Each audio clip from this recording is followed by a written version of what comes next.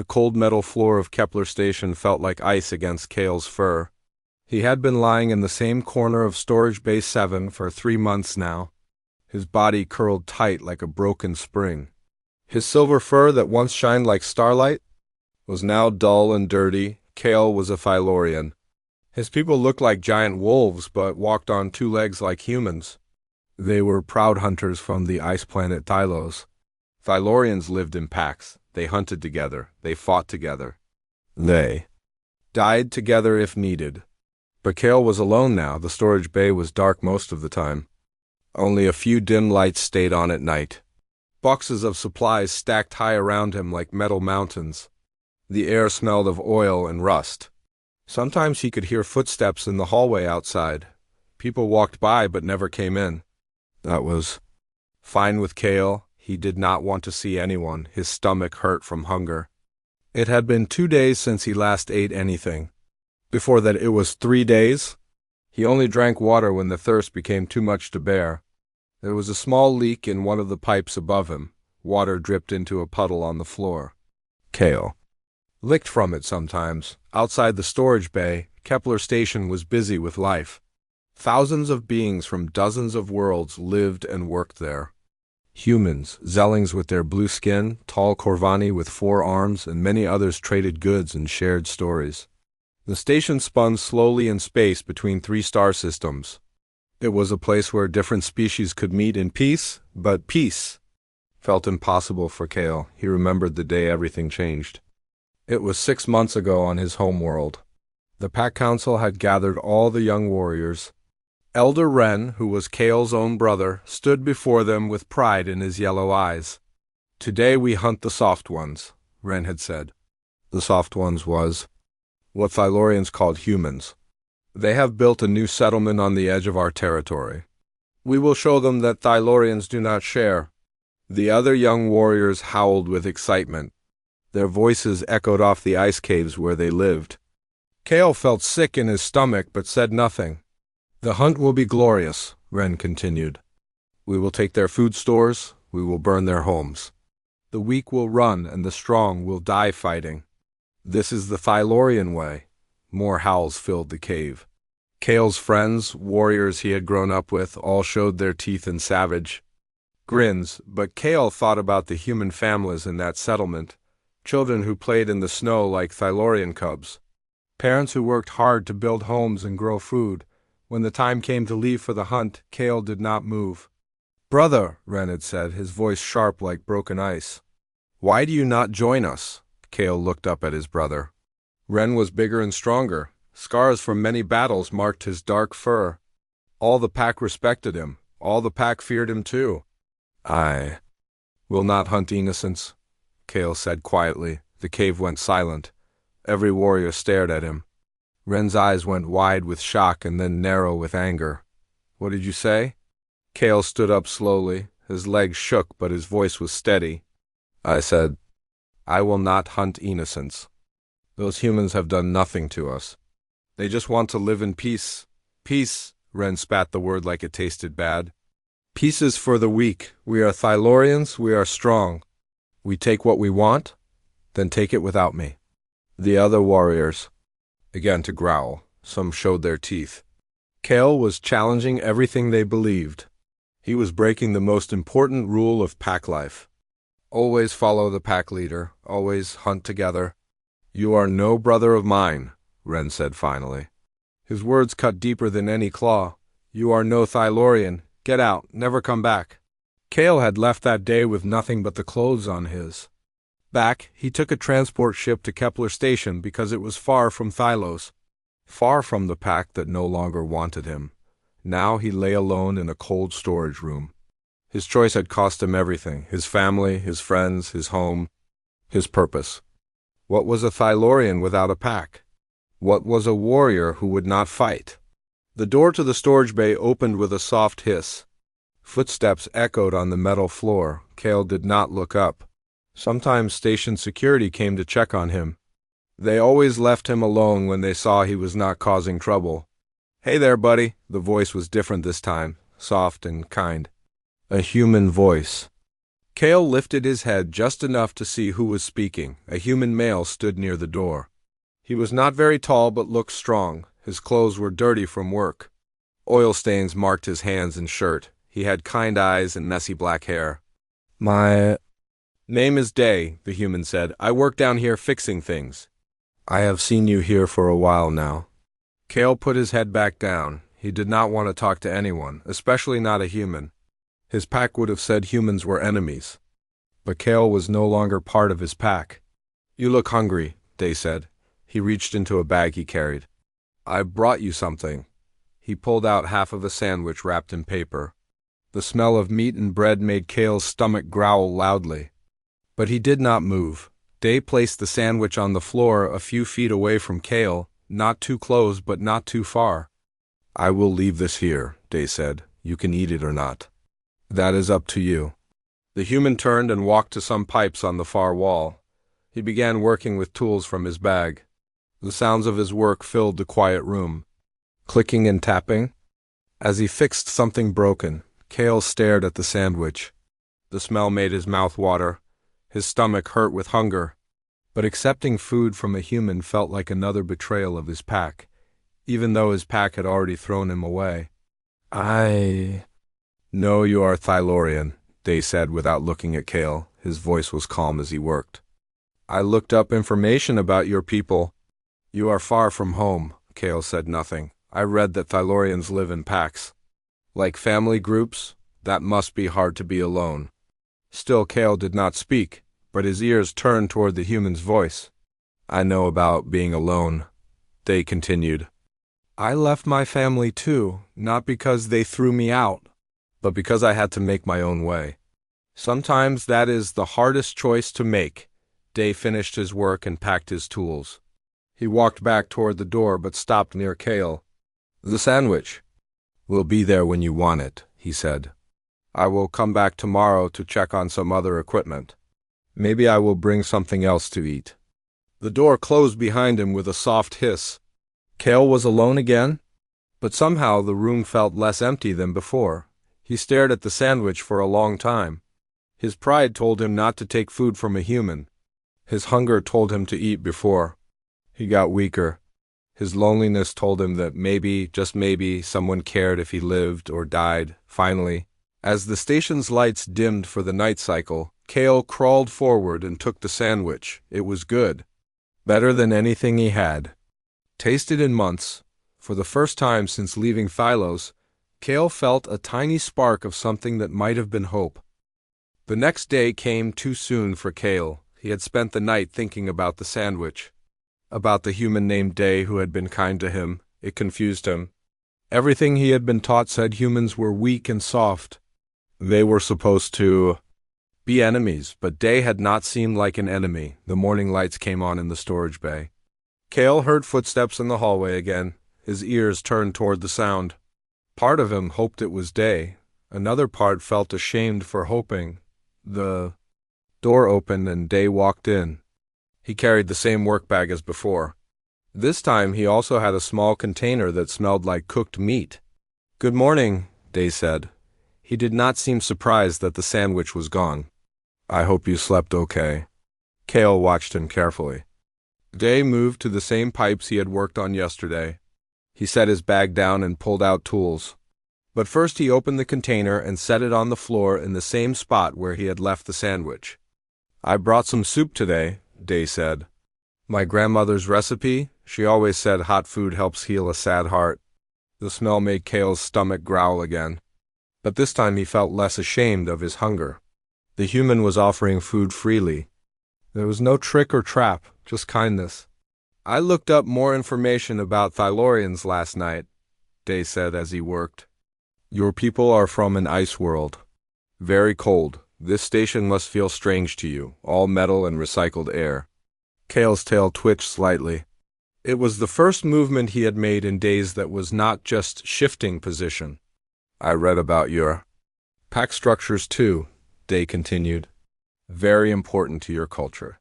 Family groups that hunt and live together. The article said Thylorians rarely leave their packs." Day paused in his work. He looked over at Kale with those kind eyes. "But sometimes A person has to make choices that others do not understand.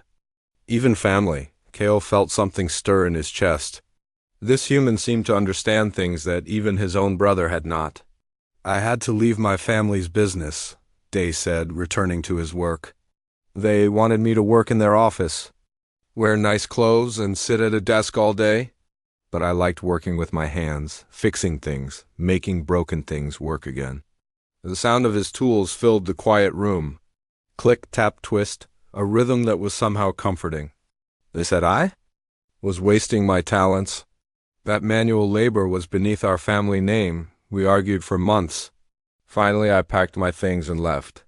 Came out here to the frontier stations where mechanics are needed. Kale lifted his head a little higher. He was listening now, really listening? I miss them sometimes, Day said softly. But I know I made the right choice. A person has to be true to themselves. Even when it hurts. Day finished his work and packed his tools. As he had promised, he came back to check on Kale. The soup is still warm, he said. It has meat and vegetables. Good for getting your strength back? This time Kale did not wait for Day to leave. He slowly crawled forward and began to eat. The soup was delicious, rich and warm and filling. It was the best thing he had tasted since leaving Thylos. Day smiled when he saw Kale eating. It was a gentle smile without any mockery or pity. My grandmother would be happy to know her recipe is helping someone, he said. She believed food was a way to show love. Love, such a strange word to hear from a human. Thylorians did not talk about love much. They talked about pack loyalty and honor and strength. But maybe love was just another word for the same thing. I will come back tomorrow, Day said. Maybe we can talk then. If you want to. After Day left, Kale felt different. The heavy weight in his chest was still there, but it felt a little lighter. For months he had felt like he was drowning in dark water. Now there was a small ray of light breaking through. The days began to follow a pattern. Every morning Day would come to work on something in the storage bay. He always brought food. Sometimes soup, sometimes sandwiches, sometimes things Kale had never tasted before, human food from different worlds. This is from New Soul, Day would say, or my friend Hannah from the command center gave me this recipe. Slowly, Kale began to eat as soon as Day arrived. Then he began to sit up instead of lying down. His fur started to look less dull. His eyes became brighter after a week. Kale finally spoke. Why? He said. His voice was rough from not using it. For so long, Day looked up from his work. He did not seem surprised to hear Kale speak. Why what? Why do you bring me food? Why do you care what happens to me? Day set down his tools and sat on a nearby crate. He thought for a moment before answering. When I first saw you, you reminded me of a dog my family had when I was young. His name was Bong. He was old and sick and did not want to eat anymore. We thought he was going to die. Kale's ears turned forward. He was listening carefully. But my grandmother sat with him every day. She talked to him and brought him special food. Little by little, he got better. He lived 3 more years after. I'm not a dog, Kale said, but there was no anger in his voice. No, you are not, Day agreed. You are a person.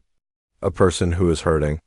My grandmother always said that when someone is hurting, you help them if you can. It does not matter. If they are family or stranger, it does not matter what species they are. Kale thought about this. In Thylorian culture, you only help pack members. Everyone else was either ally or enemy. There was no middle ground. Your grandmother sounds wise. She was. She died before I came to work on the stations, but I still try to follow her teachings. They sat in comfortable silence for a while. Kale finished his food and actually felt full for the first time in months. The food you brought yesterday, Kale said. What was it called? Bibimbap. Rice with vegetables and meat. Did you like it? Yes, it was good, Day smiled. I will bring more tomorrow. And maybe I can tell you about where it comes from. For the first time since his exile, Kale looked forward to tomorrow. It was a small thing, but it was a beginning. 3 weeks had passed since Kale first spoke to Day. The storage bay felt different now. Less like a tomb and more like a refuge. Kale had moved from his corner to sit closer to where Day worked each day. Not too close, but close enough to have real conversations. "Tell me about your homeworld," Day said one morning as he adjusted some pipes. "What was Stylos like?" Kale was eating a bowl of warm noodles that Day had brought. His appetite had returned fully now. His fur was cleaner, too. He had started grooming himself again, which was a good sign. "Cold," Kale said. "Always cold. Snow. And ice as far as you can see, but beautiful in its own way. The aurora lights dance in the sky during the dark season. Green and blue and sometimes purple. It sounds amazing. I grew up on a warm world. Lots of green plants and blue oceans. Very different from here on the station. Do you miss it?" Day paused in his work. "Sometimes, but I like it here too. Every day brings something new. New problems to solve. New people to meet. New broken aliens to feed," Kale said. There was humor in his voice now, a sound that had been missing for months. "You are not broken," Day said seriously. "You made a choice that took courage. That makes you strong, not broken." Kale's ears drooped a little. "My brother did not think so. Neither did my pack." "Your brother was wrong?" The certainty in Day's voice surprised Kale. Humans were supposed to be uncertain creatures, always doubting themselves. But Day spoke with the confidence of someone who had thought deeply about right and wrong. "How can you be so sure?" Day set down his tools and turned to face Kale directly. "Because I looked up what your pack was planning to do. I accessed the incident reports from that human settlement. Do you know what happened after you refused to join the hunt?" Kale shook his head. "Your pack attacked anyway. But they were not as strong without you. The humans fought back and drove them off. No one was killed on either side, but 3 of your pack members were badly injured." Kale felt his stomach twist. "Who?" "Your brother Ren was one of them. He will recover, but he bears scars now." "I should have been there," Kale said automatically. It was what a pack member would say. To do what? Help them attack innocent families? Or get hurt yourself in a pointless fight? Kale did not answer. The old loyalty to his pack still pulled at him sometimes, even after everything they had done to him. "There is more," Day said gently. "After the failed attack, some of the younger Thylorians began to question the elders. They said if Kale could refuse an unjust hunt, maybe they could too. It caused a big argument in your pack. A division in the pack," Kale whispered. "This was the worst thing that could happen in Thylorian society. Worse than exile, worse than death." "Maybe that division was needed," Day said. "Maybe some traditions should be questioned." They worked in silence for a while after that.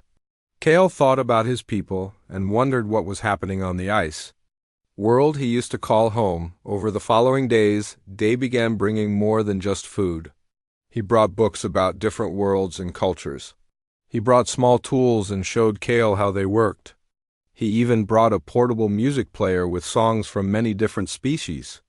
"Music is universal," Day explained as they listened to a hauntingly beautiful song from the Corvani. "Every intelligent species makes music. It connects us all." Kale found that he had a talent for understanding how things worked. When Day showed him a broken circuit board, Kale could see the problem almost immediately. His sharp eyes and steady hands made him good at delicate repair work. "You could be a good mechanic," Day said one day after Kale fixed a complex power relay, "if you wanted to learn." "I was trained as a warrior," Kale said, "not a builder. Warriors protect people. Mechanics keep the systems running that protect people. Not so different when you think about it." This idea interested Kale. He had never thought of building and maintaining as forms of protection. But on a space station, the life support systems were literally what kept everyone alive. "Could you teach me?" Kale asked. "I would be happy to." From that day forward, their daily meetings became lessons.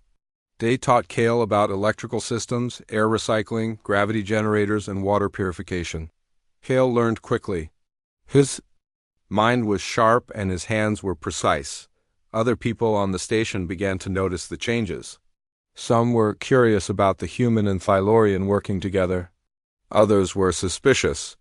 "You should be careful," said Jin, another mechanic who sometimes worked in the lower levels. That alien is dangerous. His kind are known killers. Kale is not like that, Day replied firmly. He is gentle. You are too trusting, Jin warned. What if his pack comes looking for him? Day had wondered the same thing himself. But he chose to focus on who Kale was now, not who he might have been before. One day, Kale surprised Day by asking about his family. Do you ever think about going back to them? Sometimes, Day admitted, but we chose different paths. That does not mean I do not love them. It just means I cannot live the life they wanted for me. I dream about my pack sometimes, Kale said quietly. Good dreams about hunting together in the snow, playing with the cubs, sharing stories around the fire. And those were good times. It is okay to miss them. But I also dream about the human families they wanted to attack. Children playing in their own snow, parents telling bedtime stories. I could not take that away from them. That is why you are here with me instead of there with them, Day said. Because you chose to protect innocents instead of hurting them, even though it cost me everything? Especially because it cost you everything. Easy choices do not show who we really are. Hard choices do. Kale thought about this as they worked together that day. He was beginning to understand that leaving his pack had not made him weak. It had revealed a strength he did not know he possessed. That night, for the first time since his exile, Kale howled. Not in mourning for what he had lost, but in recognition of what he had found. The sound echoed through the storage bay and into the corridors beyond. Several people stopped to listen. Some had never heard a Thylaurian howl before. It was beautiful and sad and hopeful all at once. Day smiled as he heard it. His friend was healing. The alarm woke everyone on Kepler Station at dawn. 3 short blasts followed by a long one. It was the signal for an unscheduled ship arrival. Something that required immediate attention from station security. Kale was in the storage bay with Day, working on a broken air filtration unit. They had been meeting every day for 2 months now. Kale's fur had grown thick and shiny again. His eyes were bright and alert. He moved with purpose instead of the broken shuffle he had shown for so long. Probably just a cargo ship with mechanical problems, Day said, not looking up from the circuit board he was examining. Happens all the time. But Kale's ears were standing straight up. His nose twitched as he tested the air. Something felt wrong. 20 minutes later, the door to the storage bay burst open. Station Security Chief Min entered with 2 guards behind her. She was a small human woman, but everyone on the station respected her authority. Kale of Thelos, she said formally. You need to come with us. Kale stood slowly. His muscles tensed, like a warrior preparing for battle. But he did not reach for weapons he did not have. He did not growl or show his teeth. What is this about? Day asked, moving to stand beside his friend. Thylaurian ship just docked, Chief Min said. They are demanding we turn over their exile, says he belongs to them. Kale's heart felt like ice in his chest. He had known this day might come. He had hoped it would not be so soon. I will come, he said quietly. No, Day said firmly. You do not have to go anywhere. This is neutral space. You have rights here, Chief Min nodded. That is true. But they are making diplomatic threats. Say they will report us to the Galactic Council for harboring a fugitive. I am not a fugitive, Kale said. I committed no crimes. Tell that to them. They walked through the station corridors toward the main docking. Other people stopped to watch as they passed. Word had spread quickly about the Thylaurian ship. Everyone knew what it meant. The docking bay was full of tension when they arrived. 5 Thylaurians stood in formation near their sleek white ship. They were all large and powerful, wearing the traditional hunting leathers of their people. At their head stood a figure Kale recognized immediately. Ren, his brother. The pack leader who had cast him out. Ren looked older than Kale remembered. New scars marked his dark fur, souvenirs from the failed attack on the human settlement. His yellow eyes were hard as ice crystals. Brother, Ren said, his voice echoing in the large space. You look healthy. I am well, Kale replied. He stood, Straight and proud, no longer the broken creature who had fled Thylos. Good, then you are strong enough to face judgment for your cowardice. Chief Min stepped forward. This station is neutral territory. No one can be forced to leave against their will. Ren's eyes flicked to her with barely contained contempt. This does not concern humans. This is pack business. Kale is a resident of this station now, Chief Min said calmly. That makes it my business. A Thylorian cannot stop being Thylorian, said another warrior, younger than Ren, but with the same cruel eyes. Blood calls to blood. Pack calls to pack. Some calls should not be answered, Day said, speaking for the first time.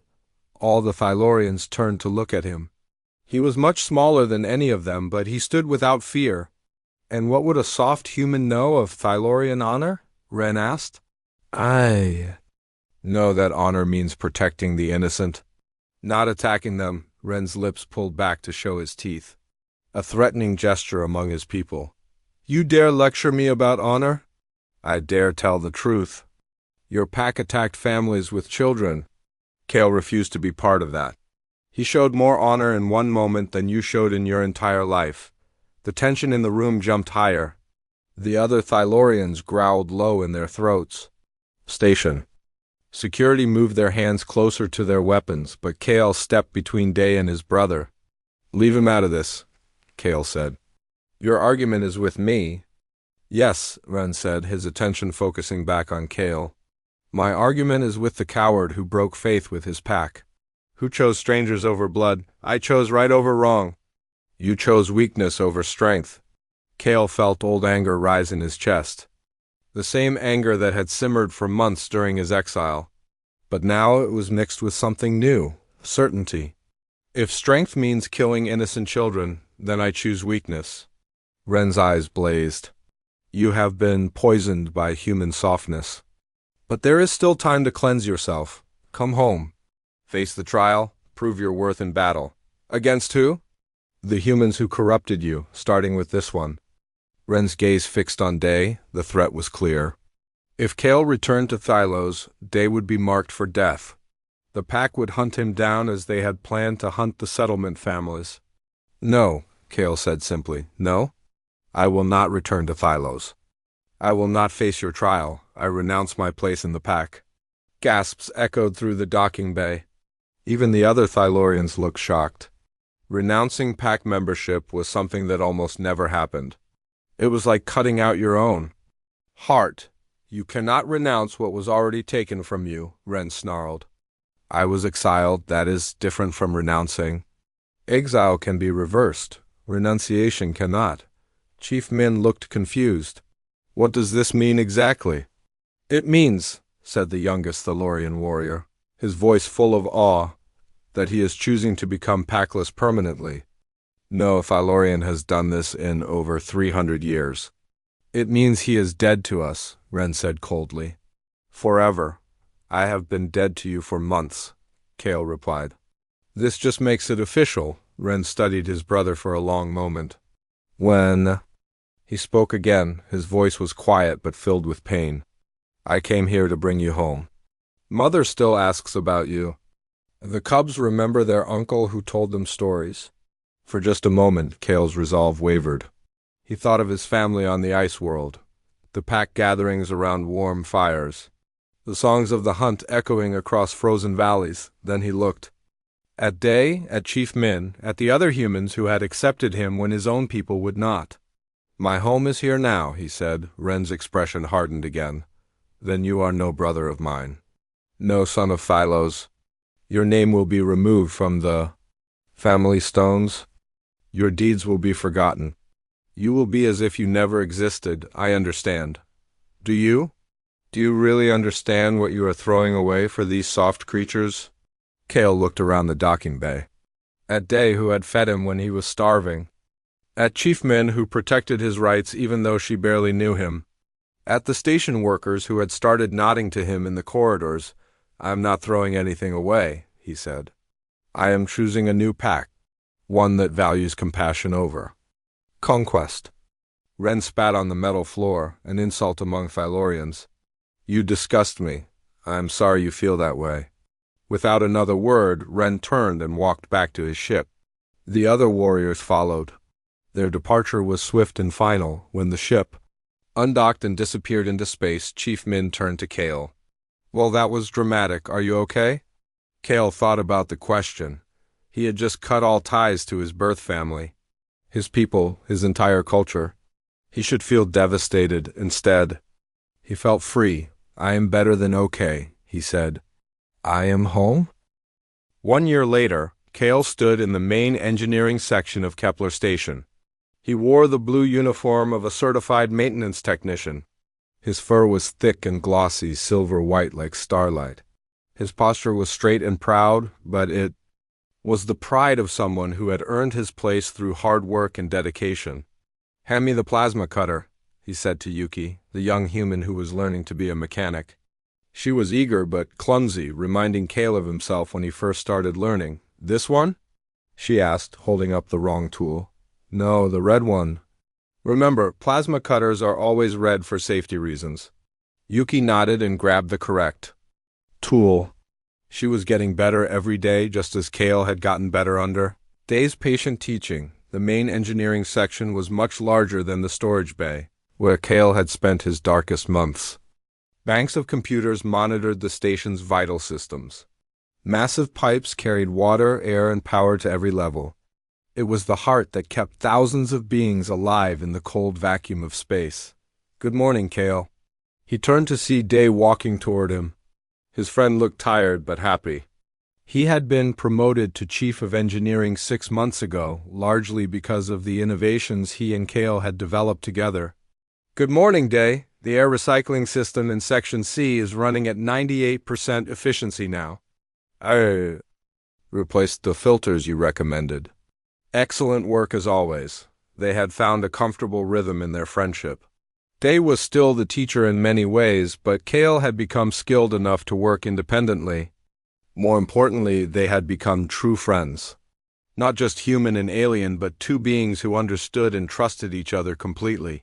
"Any word from the council?" Kale asked. Day's expression grew serious. "The vote is today. We should know by this evening." For the past 6 months, Kale had been working on a proposal to submit to the Galactic Council. It was a plan for a mixed species maintenance cruise on frontier stations. The idea was that different species had different strengths that could be combined for better efficiency and safety. Kale's sharp senses and steady hands complemented human creativity and problem-solving skills.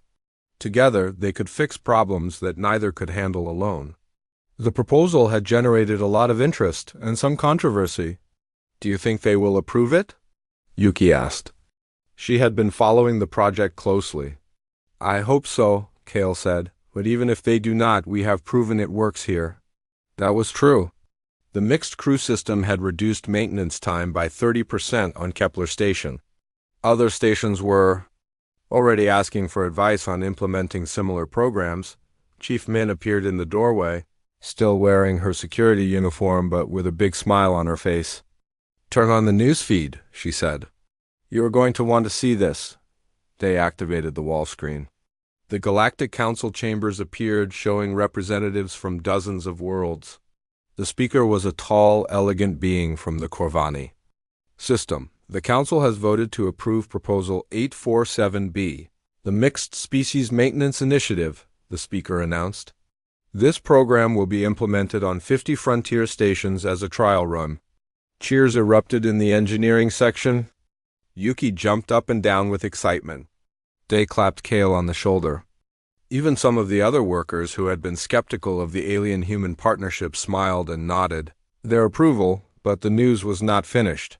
"The Council also wishes to recognize the primary author of this proposal, Kale of Kepler Station, formerly of Thylos, has shown that cooperation between species can achieve remarkable results. His work is a model for the future of interstellar society." Now Kale felt overwhelmed. He had expected the proposal to be judged on its merits, not used to honor him personally. It felt strange to be praised by the same type of organization that his old pack had always dismissed as weak and ineffective. "How does it feel to be famous?" Day asked with a grin. "Strange," Kale admitted. Good strange, but still strange. The celebration continued for most of the day. People from all over the station came by to congratulate Kale and Day. Some brought food to share. Others just wanted to shake hands or offer words of encouragement. As the day wound down, Kale found himself back in Storage Bay 7, the place where his new life had really begun. The bay was still used for storage, but now it also served as a quiet retreat when he needed to think. Day found him there as the station's lights dimmed for the night cycle. "Hiding from your fame?" Day asked, sitting on the same crate he had used during their early conversations. "Remembering," Kale said. "A year ago I was dying in this room. Now I'm being praised by the Galactic Council. It feels like a dream." Dreams can come true, especially when you work hard to make them happen. They sat in comfortable silence for a while. Then Kale asked the question that had been on his mind all day. "Do you think my pack has heard about this?" "Probably. News travels fast these days. I wonder what they think." Day considered this carefully. "Maybe some of them are proud. Maybe some still think you made the wrong choice. But what matters is what you think." Kale thought about his brother Ren, about the pack that had raised him and then cast him out. He felt sadness for what they had lost together, but no regret for the path he had chosen. "I think I saved my soul," he said finally, "even if I lost my family." "You did not lose your family, you found a new one." That was true. Over the past year, Kale had built relationships with dozens of beings on the station. Not just work relationships, but real friendships. Humans like Day and Chief Min and young Yuki, Corvani engineers who appreciated his precision, Zelling traders who respected his honesty. Even a few other Thylorians who worked on passing ships had shown him respect. "I received a message today," Kale said, "from a young Thylorian named Bora. She is on a merchant ship that docks here sometimes." "What did she say?" "That she heard about my proposal. That some of the younger generation are starting to question the old ways. She asked if I would talk to them about choosing conscience over tradition." Day raised his eyebrows. "That is a big responsibility." "Yes, but maybe it is time for Thylorians to learn what I learned. That strength comes in many forms.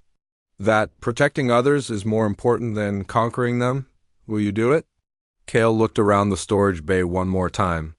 At the place where he had been broken and lost, where a human mechanic had shown him kindness when he needed it most. Where he had learned that family was not just about blood, but about choice. "Yes," he said, "I will do it." As they left the storage bay together, Kale howled once more. Not in mourning or loneliness, but in pure joy. The sound echoed through the corridors of Kepler Station, reaching every level and every species. It was the sound of a being who had found his purpose, who had chosen love over hate, building over destroying, hope over despair. It was the sound of someone who was finally, truly home. And in the distance, barely audible but unmistakably there, other voices joined in. Humans who had learned to appreciate the beauty of a Thylorian howl. Corvani whose four-part harmonies added complexity to the sound. Zelling whose melodic whistles wove through the deeper tones. It was the sound of a new kind of pack. One built not on tradition or blood, but on the simple idea that anyone could belong if they chose to care for others. The sound filled the station and spilled out into space, where it traveled on radio waves toward distant worlds. A message of hope that would be heard by beings who had never imagined that such cooperation was possible. And on a cold world called Thylos, a young Thylorian named Bora listened to a recording of that howl and smiled. Change was coming to her world. It would be slow and difficult, but it was coming, because sometimes all it takes is one person willing to choose a different path. One person willing to stand up and say that there is a better way. One person willing to be fed by kindness. And feed others in return?